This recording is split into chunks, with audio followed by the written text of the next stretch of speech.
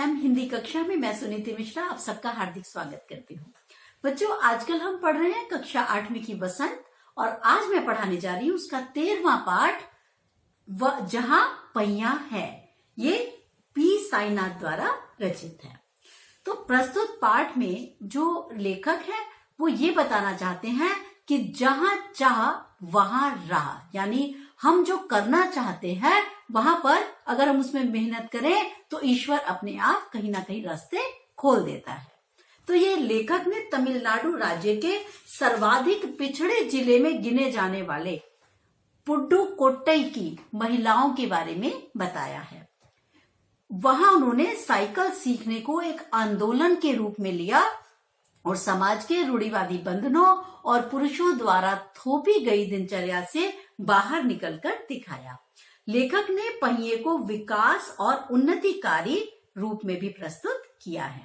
तो जहां पहिया है मतलब पहिया जहां जा रहा है वो किसके का रूप है? विकास का रूप है, उन्नति का रूप है। तो ये इस पूरे पाठ में आपको ये बताएगा बहुत रोचक तरीके से कि कैसे साइकिल ने जो तमिलनाडु का ये पुडुकोट्टई जिला है इसकी महिलाओं का जीवन ही पूरी तरह बदल दिया। कैसे उनकी पुरुषों पर निर्भरता कम कर दी, किस प्रकार से वो आत्मनिर्भर बनती चली गई। पुडुकोट्टई तमिलनाडु की महिलाओं ने साइकिल चलाने को एक सामाजिक आंदोलन के रूप में माना। इन नव साक्षर ग्रामीण महिलाओं के लिए ये कोई नई बात नहीं है। इस आंदोलन को उन्होंने पुरानी परंपराओं की जंजीरों को तोड़ने के लिए किया। सर्वाधिक पिछड़े जिलों में जाने वाला यह जिला उस समय प्रकाश में आया जब यहाँ महिलाओं ने अपनी स्वाधीनता, आजादी और गतिशीलता को अभिव्यक्ति के प्रतीक के रूप में साइकिल को चुना। इनकी संख्या देखने से पता चलता है कि यहाँ की 1/4 महिलाओं ने साइकिल चलाना सीख लिया है। तो ये कितने गर्व की बात है ये कि 1/4 महिलाएं साइकिल चला रही हैं। इनमें से 70,000 महिलाओं ने प्रदर्शन एवं प्रतियोगिता जैसे स्थलों पर गर्व के साथ नए कौशल का प्रदर्शन भी किया। यहाँ साइकिल प्रशिक्षण देने के लिए बहुत सारे शिविर भी चल रहे हैं। अब क्योंकि मैंने आपको पहले ही बताया कि ये थोड़ा पिछड़ा इलाका है, तो हुआ क्या कि इसी जिले में रूढ़िवादी पृष्ठभूमि की युवा मुस्लिम लड़कियों ने जब साइकिल चलाना सीखा तो उनकी आत्मनिर्भरता में वृद्धि हुई। इसी में जब कोई ये लेखक जो है हमारे, इन्होंने वहां पर बहुत सारे साक्षात्कार भी किए, इंटरव्यू किए। एक जो मुस्लिम महिला थी उसने बताया, जमीला बीवी उनका नाम था, उन्होंने बताया ये उनका अधिकार है, वह अब बसों का इंतजार नहीं कर सकती, वो कहीं भी आ जा सकती हैं बिना किसी पुरुष की मदद के। शुरू में जब उन्होंने साइकिल चलाना सीखा तब लोगों ने बहुत फब्तियां कसी। फब्तियां कसना क्या होता है? मतलब उनको कमेंट्स पास करना, मतलब बुरा भला कहना कि अरे तुम ये कैसे चल रही हो, ये कोई लड़कियों के चलाने की चीज है, ये क्या है, ऐसी बुरी बुरी बातें कही। पर उन्होंने ध्यान नहीं दिया। एक अन्य महिला फातिमा जो स्कूल की अध्यापिका है, उसने बताया वह साइकिल चलाना सीखने के लिए शाम को साइकिल किराए पर लिया करती थी क्योंकि वह साइकिल नहीं खरीद सकती थी।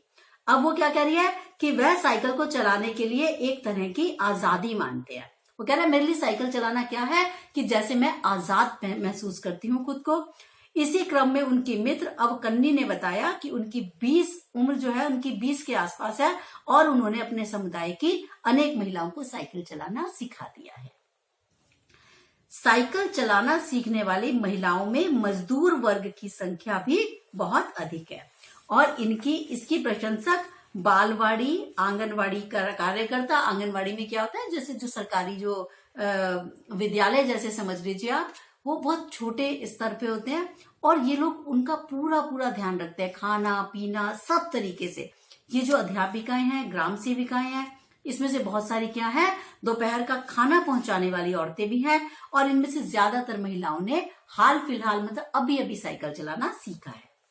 इससे वो कहती है हम अपने व्यक्तिगत स्वतंत्रता, कहते हैं हमें बहुत पर्सनल फ्रीडम जैसा लगता है इससे।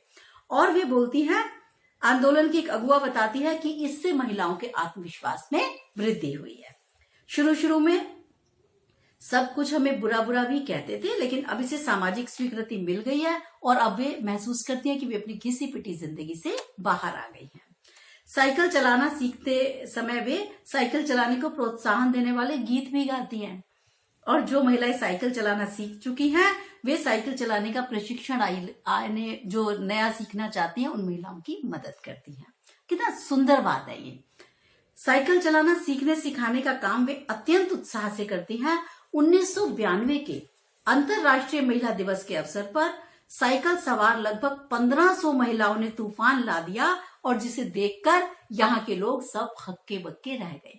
तब दुनिया में तूफान आया मतलब ये इस बात के लिए कि अरे इतनी सारी महिलाओं ने, एक इतने पिछड़े जिले के महिलाओं ने साइकिल चलाना सीखा, तो ये बात बड़ी चर्चा का विषय बन गई।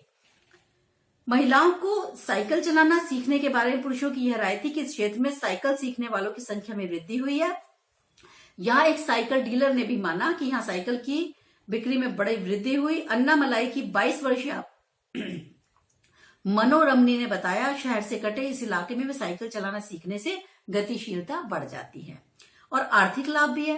अब कुछ महिलाएं अगल बगल के गांवों में कृषि संबंधी अपने अन्य उत्पाद बेच आती हैं और उससे उनकी आर्थिक स्थिति भी मजबूत होती है। वरना वो बसों की लाइन में लगी रहेंगी या घर के जो पुरुष हैं वो जब आते हैं तब वो उनको मोटरसाइकिल या जैसा भी उनके पास साधन उस पे लेके जाते हैं। अब जब साइकिल है तो अपने आप बेच आती हैं, अपने आप बिल्कुल इंडिपेंडेंट, बिल्कुल स्वतंत्र हो गई, आत्मनिर्भर हो गई। बसों के इंतजार में का समय बच गया और व्यय होने वाले पैसे बच गए। खराब परिवहन वाले स्थानों के लिए साइकिल सीखना बहुत महत्वपूर्ण है और बचे हुए समय में वो क्या करती हैं, अन्य स्थानों और इलाकों में अपना सामान बेच पाती हैं। मतलब पहले एक जगह जा पाती थी तो 4 जगह जाती हैं। जिनके पास साइकिलें हैं वे बिना सारे काम जो है बिना किसी परेशानी के सब काम कर लेती हैं। अब तो किसी युवा माँ को आगे बच्चे को बिठाए और पीछे 2-3 बर्तन लिए घर जाते देखा जा सकता है, क्योंकि अगर अपने छोटे बच्चों को बिठाकर स्कूल छोड़ना है, स्कूल ले जाना है, किसी और अपने व्यक्तिगत काम से है तो वो आराम से जाते हैं। यहाँ की महिलाओं को आर्थिक पहलू की तुलना में अपने अंदर आए आत्मसम्मान की भावना ज्यादा महत्वपूर्ण लगती है। फातिमा बताती हैं कि वे अपनी मर्जी से स्वच्छंदता पूर्वक साइकिल चलाने से बड़ी आजादी और खुशहाली का अनुभव करती हैं। फातिमा साइकिल से कमाई नहीं करती बल्कि किराए की साइकिल लेकर आजादी अनुभव करती है। वहीं की एक अन्य महिला ने बताया कि साइकिल चलाना उनके लिए बहुत बड़ी चीज है। ये समझ लो कि जैसे हम हवाई जहाज चला रहे हो, मतलब इतने प्रसन्न हो जाते हैं वो साइकिल चलाते हुए। कह रहे मेरे लिए तो ये हवाई जहाज चलाने के समान सम्मानित कार्य है। पुरुष वर्ग इस बारे में चाहे जो सोचे और करे, पर साइकिल चलाने के मामले में पुरुष वर्ग इन महिलाओं की बराबरी नहीं कर सकता।